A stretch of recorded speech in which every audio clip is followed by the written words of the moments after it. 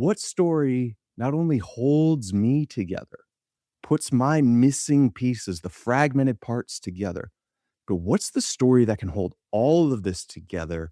And what I'm optimistic about right now, Joshua, is the kind of meta modern move to look at and survey all stories and to look for something hopeful and meaningful is people picking up on the pattern of patterns, the story of stories that says at the center of it all is kenosis.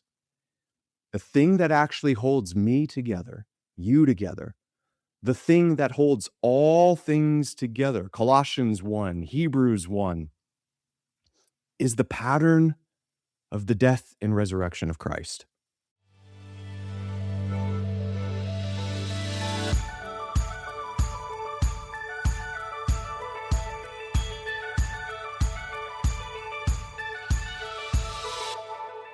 Hello, and welcome to the Shifting Culture podcast, in which we have conversations about the culture we create and the impact we can make. We long to see the body of Christ look like Jesus. I'm your host, Joshua Johnson. Our guest today, Paul Anleitner, uses an image in our conversation that I really like. He says, a generation picked up a sledgehammer, went to work on everything they'd been handed. The institutions, the churches, the stories, and swung until there was nothing left standing. And then, standing in the rubble, a few of them right now set aside the sledgehammer. They're picking up a metal detector. They're starting to sift through the wreckage for anything gold, anything worth rebuilding on. And that's kind of where we are right now, where the culture is. The anti-story of the last 30 or so years has run its course. And in this anti-story, all stories mask a play for power, until that turns out to be a story as well. And then cynicism starts to eat itself, and we're all very cynical. And what's left is an ache for something we've lost. We know that we have lost something. People are now reaching for nostalgia, for re-enchantment. Paul calls this a vibe shift that's happening. In this conversation, we talk about the modern story that we inherited, the postmodern one that dismantled it, and the meaning crisis sitting in the crater. And something has to be next.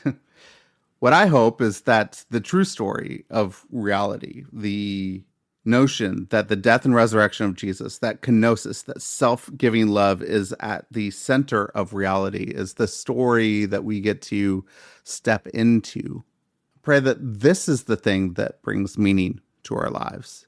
This is the thing that shows us that there is something better, that there is hope in the world again. So join us as we discover the stories that we inherited and the stories that we are going to be living into in the future. This is my conversation with Paul Anleitner. Paul, welcome to Shifting Culture. So excited to have you on. Thanks for joining me. Thanks for inviting me, Joshua. Yeah, we're going to talk about story, where we are in the story of the world, anti-story, meaning making. We're going to get into a whole bunch of different things. I have often heard that we as humans are storied creatures. We're narrative creatures. Do you think that is true, that we are creatures of story? Yeah, absolutely. I think intuitively everybody gets that, right? I mean, at one level, we understand that. You understand that if you're a parent.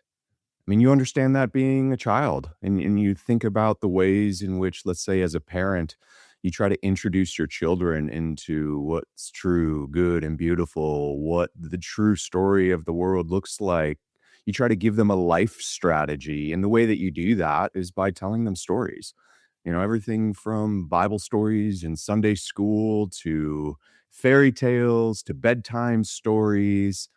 We get that intuitively, that we're storied creatures in the way that we try to pass on from one generation to the next. Like, what does the shape of reality look like? What is my role in the world? What does the good life actually look like? So we get it on that level. I think we also intuitively get it when we speak about ourselves. So when if we were to take a little more time, grab a cup of coffee or a bite to eat together, Joshua, and we start to get to know each other, the thing that we start doing together If I were to say, Joshua, tell me about yourself, you wouldn't just list off a bunch of random disparate facts. I wear red shirts on Mondays, and that wouldn't be what you do. You would actually tell me some story of your life that has a beginning, a middle, and an end. It has a point, maybe a telos, a purpose. So we get it on that level, but actually, over the last couple decades or so, the scientific literature, the cog-sci, behavioral science, like psychological literature on this is confirming that this is true. So a guy by the name of Dan McAdams' pioneering work on narrative identity shows this is absolutely true. We are storied creatures. We understand ourselves. We try to situate ourselves and the purpose of our life, if we have one, inside of a story. So that's absolutely true. Now we can actually scale this out even to the macro side and try to figure out, okay, so I get a story maybe from my parents or a series of guiding stories. As a parent, I try to pass them on to my children. Where do those stories come from? And that's where we get into this intricate, interesting layer of interaction between you and me as individuals and the culture, the subcultures we're enmeshed within. Because the stories we tell our children or we heard as children, we didn't just make those up, right? They were given to us. And so I'm really fascinated with that dynamic between how culture gives us, offers, extends to us particular guiding stories, presentations of within your culture. What does the shape of reality look like? What point is there to any in life? And those stories and how they interact with your own narrative identity is what I find myself most fascinated with these days.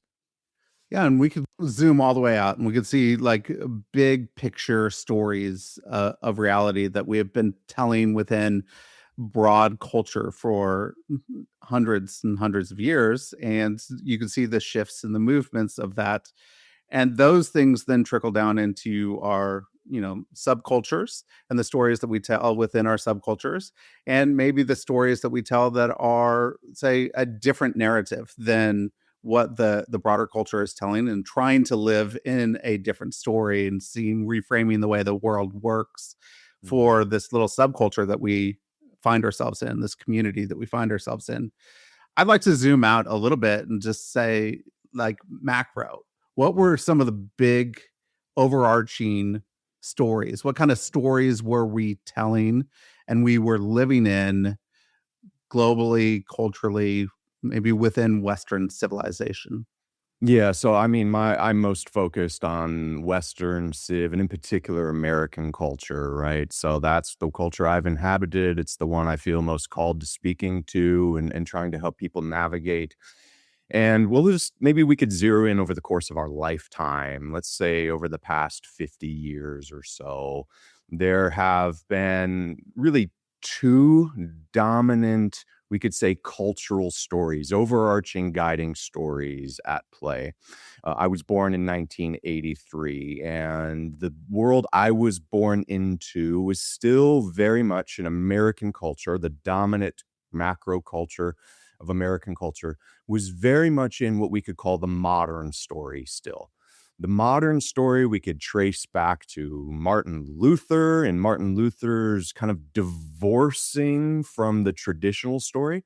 So, the traditional story, which had kind of made up the medieval mindset and reading of the world, was that the world is a divinely ordered cosmos, that your place in the story is preset, ordained by God. If you were born a king, your job is to be the best possible king.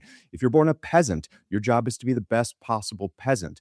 Very hierarchical, right? So you don't necessarily challenge or try to push up against where you have been born into that story. That was the traditional story. Luther comes around and I don't think he's intentionally challenging a story per se, right? He's challenging the hierarchy of the Roman Catholic Church. And what he's trying to get at is this sense in which that has functioned as this mediator between God and man. And Luther's theologically challenging this notion that you need to have this institutional mediator. And so Luther says, no, there's one mediator between God and man.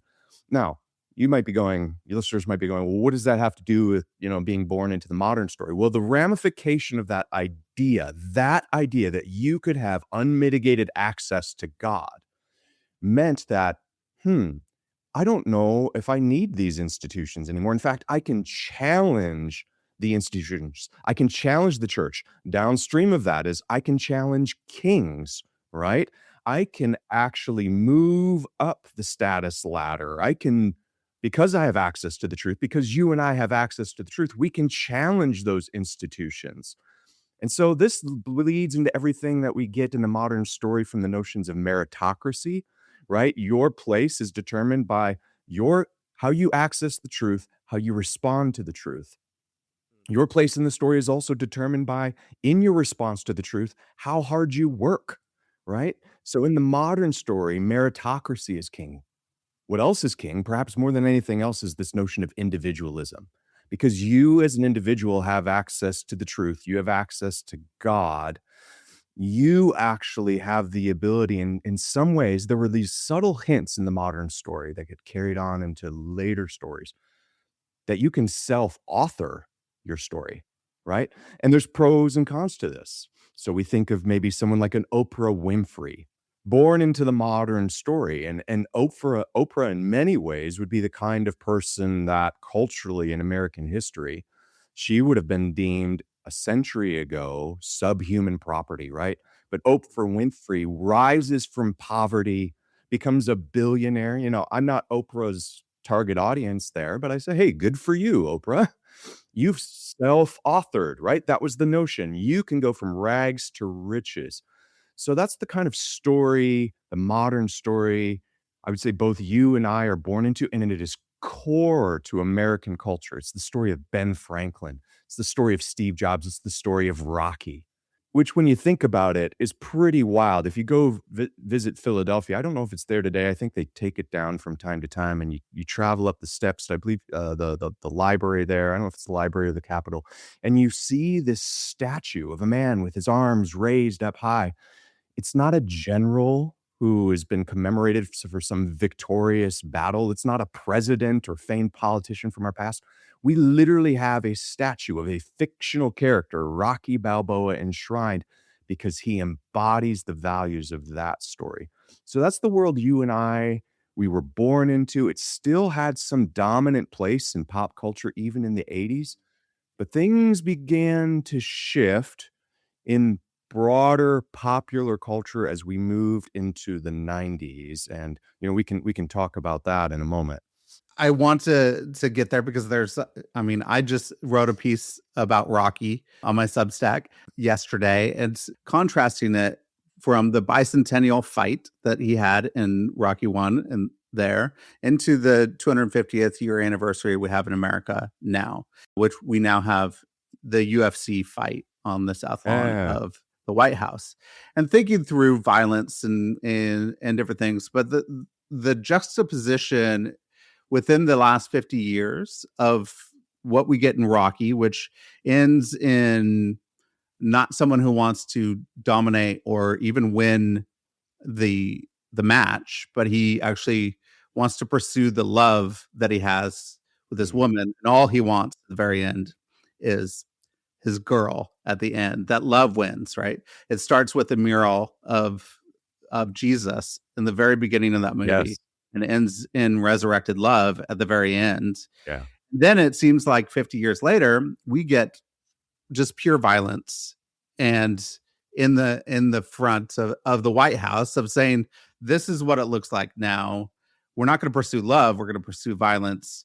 And it feels like it comes at the end of an age of cynicism that they're trying to get back into something different, like which is nostalgia, but both of those things seem to be off to Hmm. me. Like it doesn't seem like nostalgia is the answer for nostalgia's sake, and Mhm. cynicism isn't really an answer. Hmm. So, in those 50 years, what do you think has happened here in America to get us to this place of cynicism or just trying to reach back into something that maybe wasn't even there in the first place, but reach back into Yeah. whatever they want to reach back into? Yeah, you've named a couple of very important and crucial words here that we need to spend a bit of time with. That's cynicism and nostalgia. So let's go back and let's say imagine, a Friday night, let's say it's the late 80s and you and your friends have decided we're going to go to Blockbuster Video and we're going to grab a copy of Rocky 4 to watch on a Friday night. And you sit through the training montages and you get to the final struggle between Rocky and Ivan Drago, and you're sitting around, and I remember sitting around and watching that, and at the time, right, at the time, I wasn't wrestling with the geopolitical implications of whether or not this was propaganda, right, like anti-Soviet propaganda. I wasn't ironically laughing at the training montages. They were full-throated sincerity, absolute earnestness. And when, John Cafferty's Heart's on Fire, that synth drops, you could feel on the inside of you, I want to go out and work out. I want to, I remember as a kid going, I'm going to pick up a jump rope. All of that stuff. There was a spirit of sincerity and earnestness there because one of the things the modern story, as a holdover, an interesting holdover from the Enlightenment, right?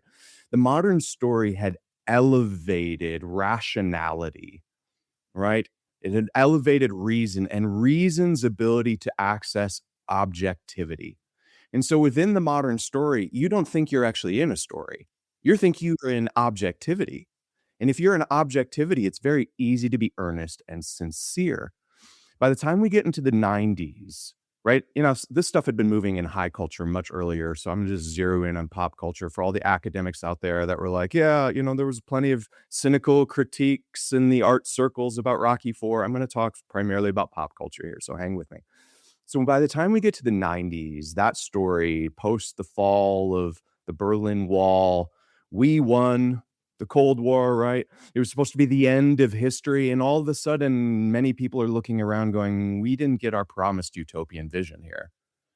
So we have these cynical critiques, which had been part of the postmodern critiques. We could go back to the 50s and 60s. In fact, you could say in some ways that Nietzsche in the late 19th century is kind of a proto postmodernist, right? Seeing that God is dead, and if God dies in our story, it's not going to be an empty vacuum. Something's going to fill the vacuum of power. For Nietzsche, what makes God most God is power. The postmodernists in academia of the 60s and onward, the Foucaults, Derridas, they latch onto that idea that what makes God most God is power. And all these stories are the modern story, for example, is a story that we get told to mask who actually has power. And so by the late 80s into the 90s, you start getting this movement into pop culture of these postmodern critiques, and they take the form of kind of pop culture postmodernism. So you can see this in very, very strong, evident ways by the time you get to the late 90s. Let's say 1999 is a pretty key touch point here, but you could see it earlier in the 90s. I mean, Seinfeld. Well, let's go back even into the mid 90s. Seinfeld is the show about nothing, right? Larry David had two famous rules on the set. Nobody could hug and nobody could learn anything each week. No moral lessons being learned. It was subverting probably 50 years of sitcoms, going back to Leave It to Beaver, which was here's the moral lesson you learn at the end. No moral lessons because there is no objectivity. It's so ironic. Nobody is sincere. Move into 1999, you get Fight Club, you get The Matrix, especially for young men in particular. What were the takeaway messages of those films? Well, you need to rage against the machine, tear down the system. It's all about oppression and power. You're just a battery in the machine. And by that summer of 1999, my generation's Woodstock as an elder millennial, rebranded 19 Woodstock 99 was the Woodstock supposed to be reclaiming the summer of love, and Woodstock 1969. If you look online and you search, go do a Google search for end of Woodstock 99 pictures, you'll see that the festival ended in literal fire and brimstone with people at the final night rowing around the campgrounds, chanting Rage Against the Machine's line, F you, I won't do what you tell me, burning down the entire property and fairground. There was a different, we could say, spirit of the age that was moving through culture that was making us more cynical. We weren't always that cynical. You weren't that cynical on that Friday night in, let's say, the late 80s watching Rocky 4. You became much more cynical because a story, or what I call in my book, based on a true story, an anti-story, was moving through culture. So the postmodern anti-story was telling you all stories mask a play for power. And if that's true, what becomes of the disposition of your soul? It's primarily cynicism. We could call it, the technical term is a hermeneutic of suspicion. So the way we read the world, our new default as these anti-stories shape us is to go, I'm going to engage with the world primarily through cynicism, through suspicion. And that does something to our souls, right? So that is the thing that became the dominant story, even though it's an anti-story. It's saying there's kind of a paradox here that people start realizing, I think, in the last 5 to 10 years or so. There's a paradox here. And when you say all stories mask a play for power, well, eventually you start to realize that that in and of itself is a story. So if you're telling me all stories mask a play for power, I should be cynical about everything. Eventually the cynicism gets applied to that very story itself. And that's kind of producing what we're experiencing now, and what a lot of people call the vibe shift. Over the last few years, what you've seen, even with nostalgic retrieval, nostalgia is everywhere. What's going on with that? Well, people came to the end of the anti-story and realized, I've deconstructed everything. I tore it all down. I left church. I left the pews. I became jaded, cynical, etc., etc. But I actually have to live somewhere in some story. And so what is nostalgia doing? Nostalgia is that spiritual ache to be like, maybe there's something we lost, right? To name the ache as a genuine ache doesn't mean that everything that people go back and retrieve from the past is true. It's to say that ache is speaking to something true. It's about, we lost something. We lost something in our past. Maybe there's something there that was positive. Maybe I set down my sledgehammer, the sledgehammer of deconstruction, and I pick up a metal detector. And I'm going to go through the rubble looking for any signs of gold that I can find and can rebuild my new story and new life upon. I think that's what's going on right now. Give me some things that you said, okay, there's a vibe shift. Like we could feel the vibes, Yeah. but where do we see it? Where do we see these things shift and change? That we're saying we lost something, we need to reclaim something, and we're trying to figure it out. Where do you see it?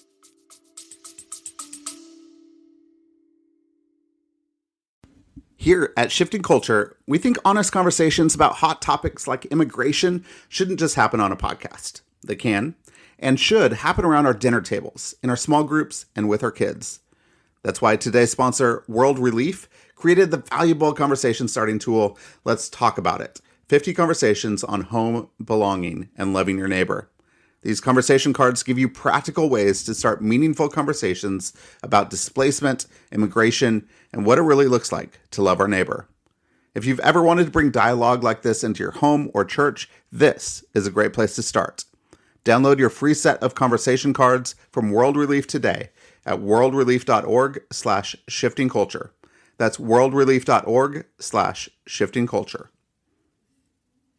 Looking for books that help you think deeply, live faithfully, and engage the world with wisdom?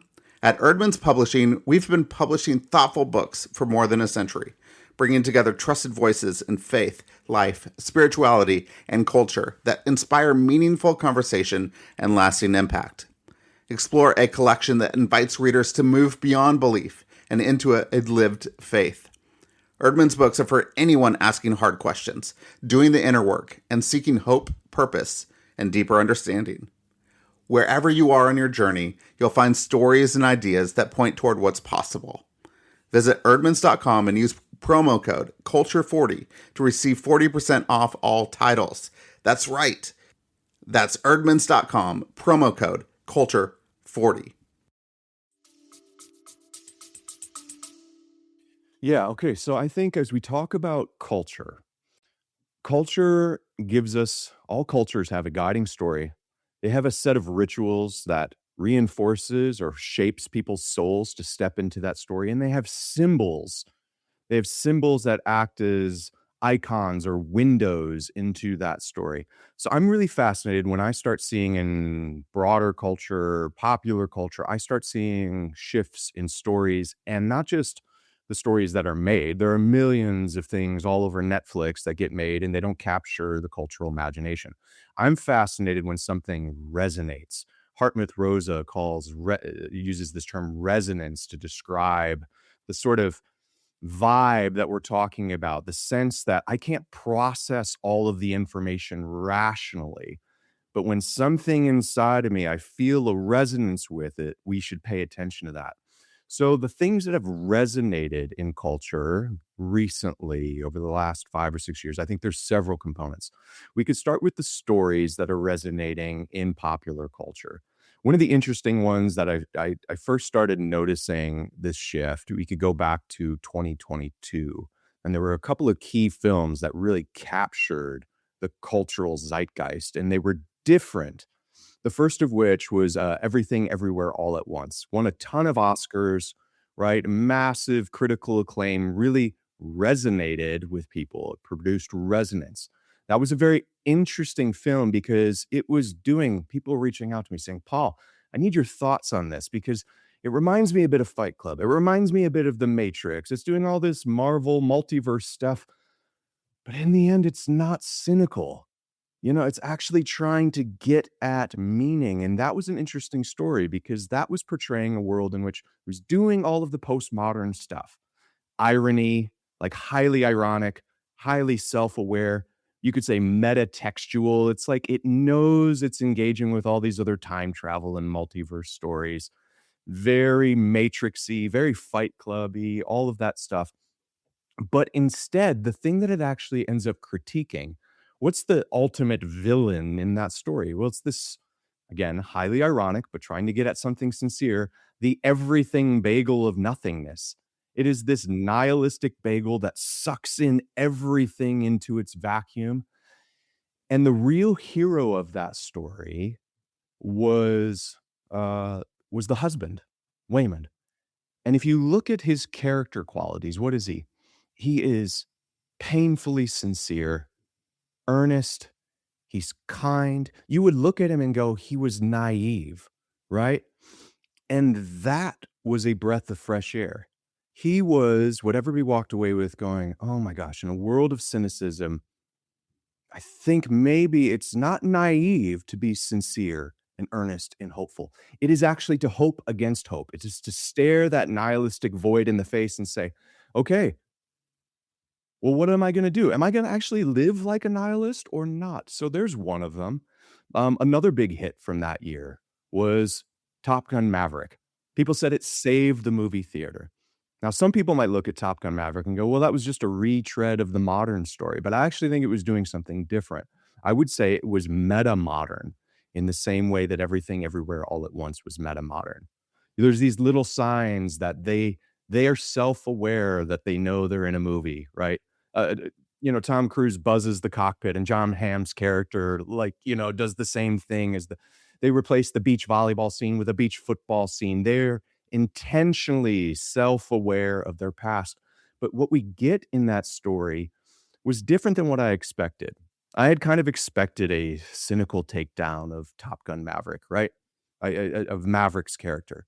He's a white male, right? I mean, we'd done the Star Wars, The Last Jedi thing where Luke Skywalker was deconstructed. We've seen a lot of this from the anti story that was like, hey, all of those modern stories seem to it's Maverick, Indiana Jones, the Batmans, the all of Stallone's characters. We have one particular type of hero and he looks this way and it doesn't include this kind of person or this kind of person. That had been the anti-stories critique. And some of it is very valid. But it became really, really cynical. And so I'm going in expecting subversion, right? I'm expecting subversion. That has been the postmodern trope. We take the story that you thought was good and we're going to flip it upside down to show you it was actually covering and masking power. I go in expecting that, and here's what that movie does. It inverts my expectations for subversion. And I go in like, I know they're gonna cynically take down Maverick, and what do? No, they actually portray a character that, yes, he's got room for character growth, but the younger generation is learning something from the older generation. He's actually laying down his life for the younger generation. It's this beautiful connection. It's hopeful, it's aspirational, and it is painfully and brutally sincere. It feels doesn't do any of the ironic winking at the camera, doesn't do any of that. And people walked out, and this is the thing I heard over and over. Oh man, that's kind of what movies used to feel like. So what was happening was a recovery of sincerity, the hope that maybe I could actually live in a story in which I'm not cynical and jaded all the time. That's one dimension, Joshua. Two others I'll mention briefly, right? So it's not just that our cultural stories and the things that resonate are pointing to this. We also saw a decline of new atheism. It seemed like in the mid 2000s, new atheism, the theory was people are going to continue to empty the pews. Right? It had been doing that since the early to mid 90s when the anti story moved into pop culture. Our pews are emptying. More and more people are becoming nuns, N-O-N-E-S, not Catholic nuns.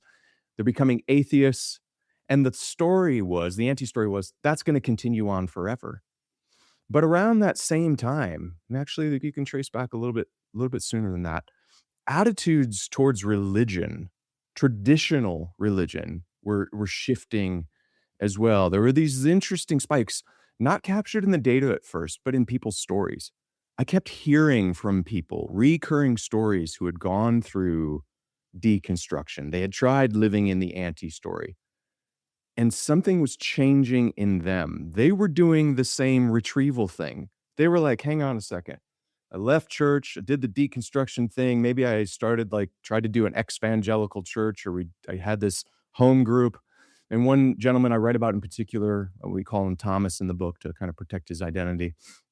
Thomas had done all of that, had a really bad church experience, had every reason to deconstruct and leave. He starts hanging out with a crew of people that are all angsty and angry and cynical too. And he realizes as he goes home from these meetings every night, he realizes, I feel way worse than I did before. I feel way worse than I did even in my flawed church. I tell a much more complete story. It's a beautiful story in the book. But Thomas eventually realizes this isn't a story I want to keep living in. And what he does is something that might feel nostalgic, right? He starts looking back to his past and goes, well, at least I kind of felt better when I prayed. I don't even know if I believe in God yet. So Thomas started by lifting up even just some half-hearted prayers to a God he wasn't sure he even believed in, and that began for him this reconstruction journey. So we can see it in the culture, we can see it in people's stories, restorying, looking to reintegrate parts of their past, looking for a true story. And one final component, I'll stop here. We can pick at it more if you want to talk more about it. Is another term that's been going around is re-enchantment.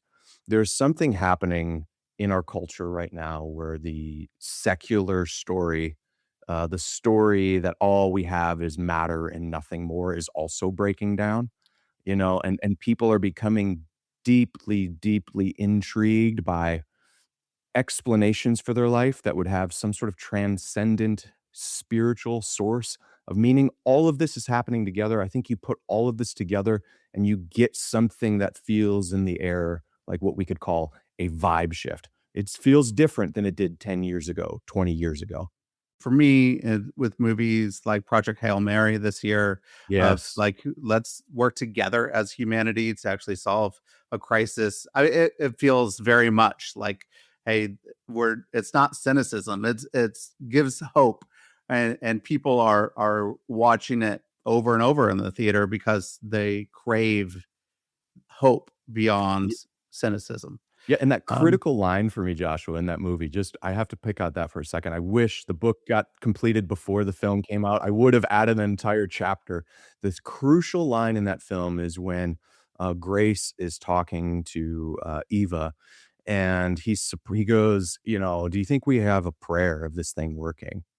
And she says something along the lines of, yeah, I think that God willing or something like that.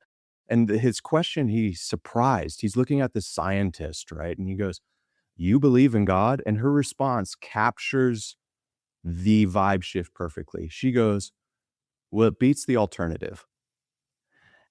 And that's the same thing, that isn't the explicit conclusion of everything everywhere all at once, but it's like when you stare into the void, you stare into the vacuum of meaning, and you're in the middle of a meaning crisis, and you're like, well, it couldn't hurt. It couldn't hurt to maybe just step out in a little bit of faith and go, maybe this is true, right? Like maybe there is a true story I can step into. Maybe religion, maybe traditional religion, maybe the church I grew up in, maybe that part of my story doesn't need to be jettisoned. So I think that was the crucial line, the hinge point in the entire movie, and you're spot on. And I wish I could have written a whole chapter about that movie. So as we're going through this new story that you're the meta modernism that you're walking through after the postmodern cynicism, we're trying to say let's recover something that we've lost. We're going to actually rail against cynicism into hope. What does it mean to live a good story, a meaningful story? What makes a good, meaningful story that we could start to live into? Yeah, well, we could take this question from a couple different angles. Let's start with even maybe the standard psychological model.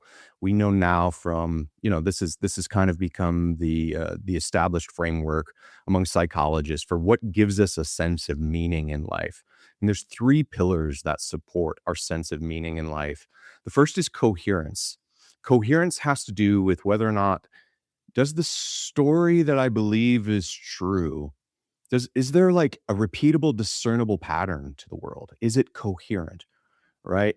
If I wake up tomorrow and the laws of gravity no longer work, and then the next day the laws of inertia and physics don't work, and nothing is coherent. If 2 + 2 = 4 today, but it equals 7 tomorrow, that's incoherent. And we don't have any discernible, repeatable pattern, we experience an absence of meaning. We would say that's meaningless. I would say, the teacher in Ecclesiastes, in some sense, he is wrestling with the problem of coherence. He looks around the world and he goes, oh, I see wicked people prospering, righteous people suffering. He's looking for a discernible, repeatable pattern, and is honestly and transparently struggling with that. The second pillar is purpose. Purpose has to do with, okay, well, if there is a discernible, repeatable pattern to reality, does it point to some overarching goal? Is there a telos, right? That's the Greek term meaning end goal, telos. Does it point to some objective? Does the story head somewhere? And so you could go, yeah, I'm noticing a discernible, repeatable pattern to the story. But if you have that and you don't see it going anywhere, you're still going to experience an absence of meaning. The third pillar is significance. Now, if the story is discernible, if it is coherent and I see some sort of overarching purpose to it, but I don't feel like I, as an individual, play any significant role in that story, I don't matter to others, then I am going to experience an absence of meaning as well. So those are the three pillars in the kind of standard psychological model: coherence, purpose, and significance. Now, when we go searching for a story that can give us a sense of meaning, it has to provide us with those three ingredients. The argument that I would make, and I'm making based on a true story, is that one of the interesting moves that's happening in this kind of meta modern moment, postmodernism came along and said, do you realize you're living in a story? And the modernists were like, no, no, no, it was objective reality, right? And the postmodernists are like, no, you live in one story among many. Now, their hermeneutic of suspicion was like, well, you can't trust any of them, right?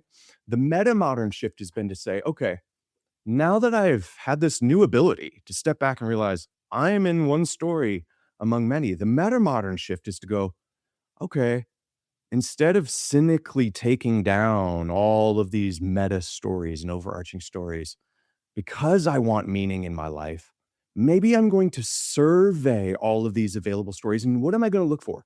I'm going to look for resonance.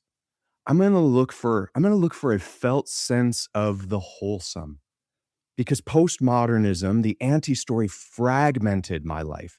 It fragmented reality. And I need a sense of meaning. And fragmentation doesn't give me meaning because it breaks down coherence. There's no purpose, no significance. So I'm looking for a sense of the wholesome.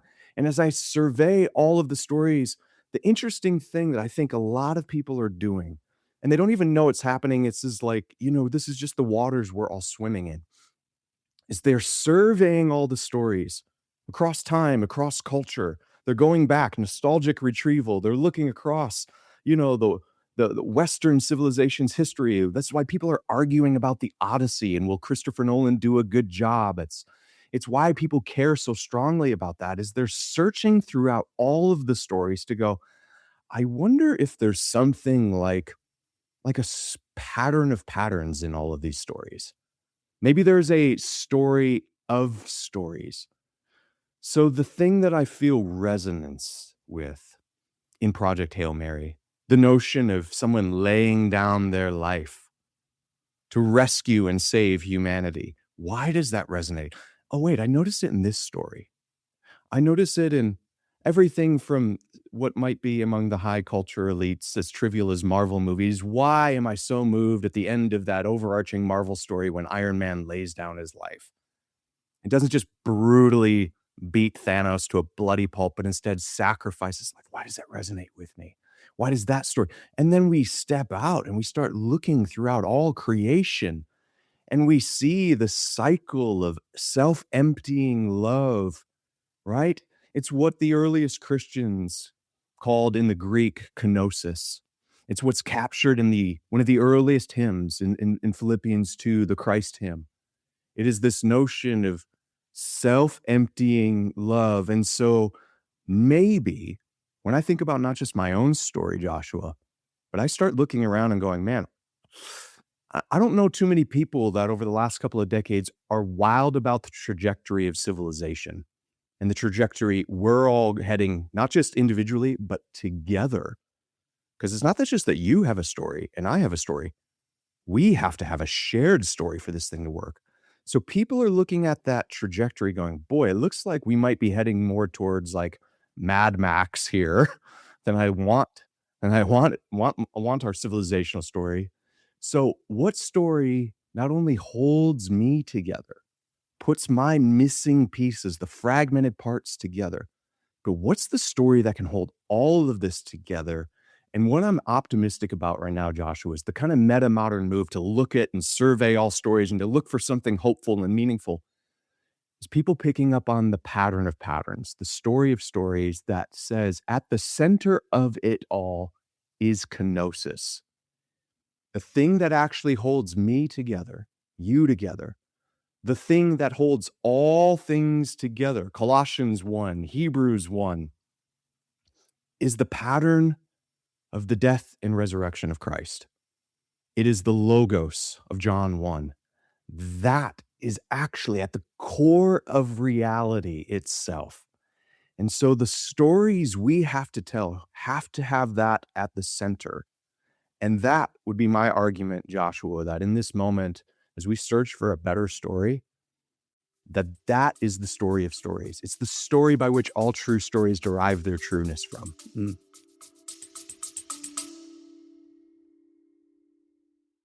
Hey everyone, thank you so much for listening and thank you for supporting the show. If you'd like to support the show and get early ad-free episodes, you go to Substack at shiftingculture.substack.com. And with your subscription, you could have a private podcast feed in your podcast app where you get to download early episodes before anybody gets to listen to them. You could also support the show by going to the support the show link at the bottom of the show notes in the app that you're using right now. That goes to a page that supports the work my wife and I do around the world.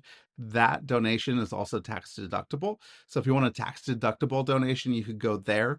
Or if you want to support the show by leaving a rating and review on Apple Podcasts or Spotify, that really helps new listeners find the show as well. So thank you so much for listening. Thank you for your support. And thank you so much for supporting this work so that we could see the body of Christ look more like Jesus. Yes, I fully agree with that. And I think that is spot on. So as we go back from the macro into the micro and how we live that out and into this true story, as a culture are headed to this Mad Max ending because of our cynicism and doom. And we are like the nothingness, the Yeah. nihilism that has been happening. Getting back to hope, we've talked about the modern story being about power, and when you're going into the postmodern is like a railing against power and helping other people rise with power. So in a micro story, if you say, I actually want to live with, into the self-sacrificing love of Christ, the death and resurrection. I want new creation, resurrection hope in my story and our story of a community. If we recognize power being misused towards a a life that is not new creation, resurrection life, how do you pursue the good, true, and beautiful within something and not just take a sledgehammer to it, Mm. but pursue the good, true, and beautiful within that story and not just dismissing power abuse and saying we're going to go make our own utopia somewhere else? Right. What does that story for us on a micro level look like in our communities? Yeah, that's a really, really good question, because one of the things that can be offer us pseudo meaning right now, in many ways, kind of our culture war over the last 30 years has really been about which team picks the modern story and which team is picking the postmodern anti-story. And so we have had this collision. And one of the things that we have to be careful of is not thinking that, well, because the anti story led to a meaning crisis, the solution is we just go back to the modern story. No, we got the postmodern anti story because nestled within there were valid critiques, right? There were valid critiques. I don't want a world where, we'll take another hero and archetype of the modern story. It was James Bond. I don't want my daughter living in a world where women are only Bond chicks, right? Like that needed to be critiqued. I don't want Bond girls all around. There were things in there about the modern story and that was neglecting the least of these. But here's the important part, that one of the things I think people my age in particular and younger have to come out of is they have to shift from thinking that the goal of all of this is to keep seeing through power forever. That became the hero of the anti story in my generation and younger in particular was the anti-hero. You cannot live as the anti-hero forever. You can't just be the one that says, "Hey, all I'm out for," we'll take another kind of pop culture illustration, the Amazon series, The Boys, probably the most famous caped, memed character in all of pop culture, Homelander, who's this kind of dark Superman archetype, and he represents everything that's supposed to be wrong about the modern story and the conflation of Christianity with power and all of that stuff. You cannot just spend your whole life believing that all forms of power are inherently Homelanders. The only reason why you think Homelander is evil is because deep down you have a picture of Superman somewhere that you're going, okay, he's wrong because I can imagine a Superman. I can imagine. And this is really crucial, Joshua, because if we don't step out of thinking that deconstruction, seeing through power is in of itself the highest good, the problem that we will have is we will never be able to reform and rebuild the institutions that are necessary for us to keep this civilizational group project from heading towards Mad Max, right? Somebody is going to have to step in and lead universities. They're going to have to start thriving businesses and nonprofits. And guess what? you are going to be at the top of the org chart.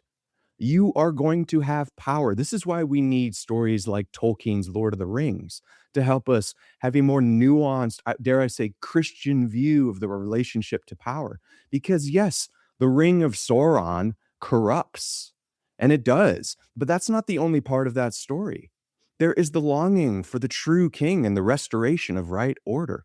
This is the problem I've wrestled with the way maybe my generation and younger has misinterpreted what was actually probably a beautiful retelling of, in some ways, Arthurian myths in the original Star Wars stories. The original Star Wars that George Lucas was telling was a story about the restoration of the light. The rebels were the good guys, not because they were just rebelling against power, but because the end goal was we need the light to establish proper order. And so, what I think is a really crucial move for us right now, Joshua, is to realize it's not Nietzsche's critique that what makes God most God is power was wrong. What makes God most God in the New Testament, well, the Johannine literature is clear on this, is that God is love. It is how power uses its power to give, to lift up, to nurture, to protect, to save, to restore. And so over these next 5 years in particular, I feel so strongly about this because I see in churches, for example, a lot of boomer pastors are transitioning out of leadership. They're moving into retirement. Who's going to step in and lead thriving, healthy churches? It can't be the person that thinks church is inherently oppressive. And what happens if all the churches collapse? Do you think that actually leads to a better vision of the world, or does it lead more towards Mad Max? I promise you, it's more Mad Max than Shalom. So we have to recover here a sense that no, not all power is inherently oppressive. That is the anti story.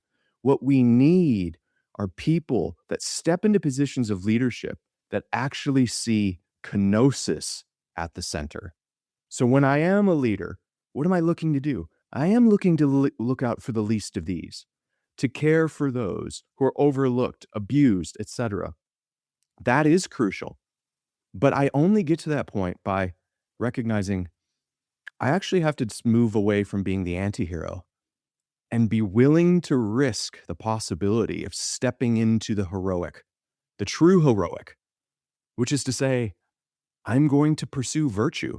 I'm going to take a risk that I can reform these institutions. I can build something better for my kids or my grandkids. And I think that's the crucial move that needs to be made right now. It feels like we can do that if the ones that are not actually living into love, that have power at the moment, they're not looking after the neglected, the marginalized. It would be easier if younger generations that would say, no, we actually have to live into a different story. We're going to start something new and have, new churches, new nonprofits, new businesses. That's easier for me than in saying you're not giving up power, but you're not actually then doing this kenosis, self-giving love that is necessary for a good, proper story. How do we Yeah. live in the tension of that if we're in a position that doesn't see the story lived out? Yeah, but here's what I think. I think the anti-story has vastly, you know, there's this concept called mean world syndrome. George Gerbner in the 1960s, a sociologist, and this has been demonstrated over and over and replicated since that time. George Gerbner demonstrated in this experiment that people who consumed more violent, dystopian, dark media, even back in the 60s, tended to overestimate how dark and terrible the world was. And so in a lot of ways, what my concern is in my generation and younger is a mean world syndrome happening. So I've heard from so many people that, were in my generation and they left church and because they saw that there was some sort of corruption in a particular church. They saw a headline. And so they extrapolated from that this thing is fundamentally broken. It's all about everywhere I go, people in power are using their power malevolently. Well, that's mean world syndrome. There's somewhere in the neighborhood of 300 to 400,000 church congregations in the United States alone. Let's say you even heard 1,000 bad church stories over the course of your life. That's less than 1% of all the churches out there that are living simple, mundane, doing good. And so we can't get past and actually build institutions, improve them, help them grow towards being more conformed to the image of Christ if we have this mean world syndrome filter. The other thing I would say is this, and this is really important. I think this is a fundamental conviction I would hold to, and I would encourage people to consider the merits of this argument. I think there was something Hegel got right. I don't agree with Hegel on everything, but Hegel got something right, that there's this notion that it's the great men of history that turn the wheels of history. And Hegel's like, no, it's not. It's the spirit of the age. You know, everybody from, let's say, Jung to even I think the Apostle Paul had this notion. This is paraphrasing Carl Jung slightly, that people don't have ideas so much as ideas have people.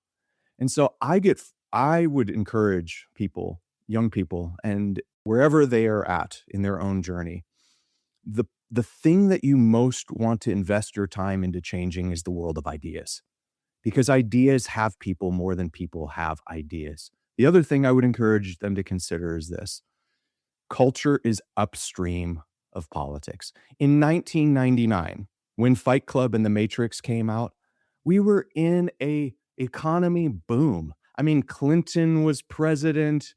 Like the critiques. Okay, we can go back even earlier in the mid 80s, right? When we kind of get the beginning of these cynical, dark Superman anti-hero stories. Let's say Frank Miller's The Dark Knight Rises. Frank Miller's The Dark Knight Rises, when the first stories portrayed Superman as this stooge for Reagan. Reagan had won every single state in the union except for one, right? So what happens in culture is usually so far upstream.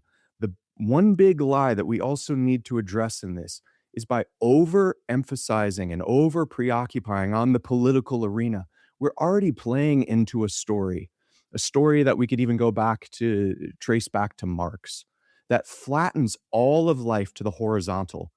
It steps into that postmodern anti-story, which is to say every story is political, and it robs us of the nature of myth and true story, which is to say, no, there is a transcendent vertical component. And I promise you, you're not going to get any change in the horizontal until people step into right relationship with the transcendent.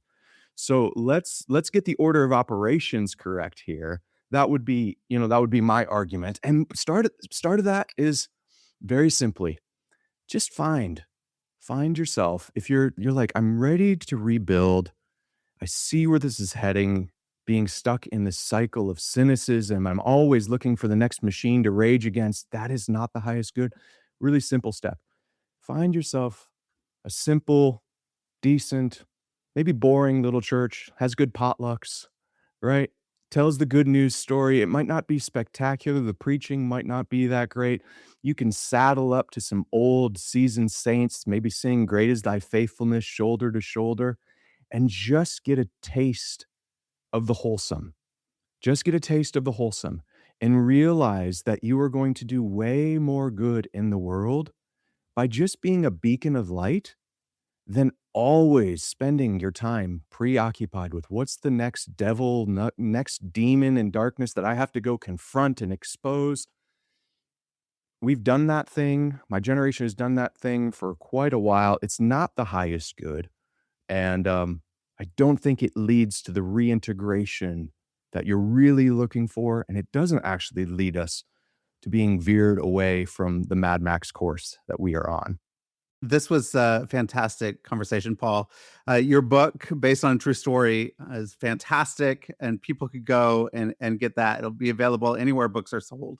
Is there anywhere that you'd like to point people to? How could they connect with you and what you're doing? And what do you hope for all of this work and the work that you're putting out in the world? Yeah, I hope that people would begin a process of restoring. I wrote this primarily to help people get a sense in which maybe they were in that place of despair. It's really trying to help people who have been living through the meaning crisis that has come about as these stories they've been trying to live in have not led them to fulfilling meaning. It hasn't led them to experience what I truly believe is the true story. It's the story of stories. It's the Christian story that transcends the modern, the postmodern, the meta modern. It transcends time and culture, and yet it steps into our culture in unique ways. So I've seen what's happened as those people, and there's a number of stories I tell, go through that process of restoring. And that happens when it happens in your own heart and happens in your own life. I think you can then become an agent of renewal in the world.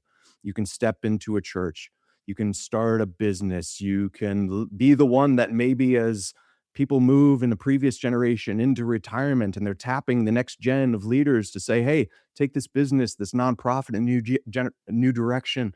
You would be the one to be like, I know what it looks like. It looks like kenosis. That's my hope. And my hope is that for my kids and Lord willing, my grandkids one day, that restoring of our lives would actually lead us further away from those apocalyptic visions that kind of haunt our pop culture sci-fi and would help us to actually step more towards the shalom, the peace, the wholeness, the sense of wholesomeness that God intends for creation. And I trust that he's good enough to do that and work in us to do it. So people want to track along with me more, they can go to my website, grab a book, probably most active on X. You can follow me on YouTube, and you can subscribe to my podcast, which is called Good Makers Podcast. It's part of a nonprofit initiative that I lead to help people restory and to reorient their lives around this story with this cruciform center of flourishing at the middle. Excellent. Well, Paul, this was a fantastic conversation. I only got through about a quarter of the page of questions that I wanted to. So I could talk to you for another couple of hours, but we don't have time. So thank you for taking us through the story and what we're headed into. How do we restory, get into what new creation, resurrection, life, living looks like here and now so that we can live into a story that has transcendence from the transcendent one, that we could see some self-giving love here on earth, and we could move away from this cynicism and despair and nihilism that has been shaping our culture, that then we could actually then see something new, some new hope and new life in our culture, which would be incredible. Yeah, Fantastic. So and thank you, Joshua. When I look at what you're doing in your podcast, I see that happening, right? You're the kind of person that took initiative to start something, to host the kinds of conversations that would be transformative. The guests that you've had on are spectacular. So I see what you're doing, and I hope people would be encouraged to be like, hey, in my own unique way, what I see Joshua doing, maybe it's not starting a podcast, whatever that might be, that we go, hey, I'm going to step towards hope. I'm going to step towards contributing something of meaning and to help people restore. So thanks for the good work you're doing. yeah. Thanks, Paul. It was fantastic. Yeah, take care.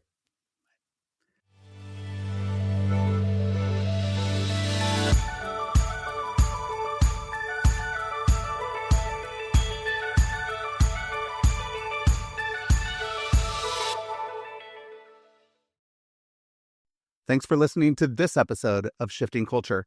This show was edited and produced by me, Joshua Johnson, at Shifting Culture Productions.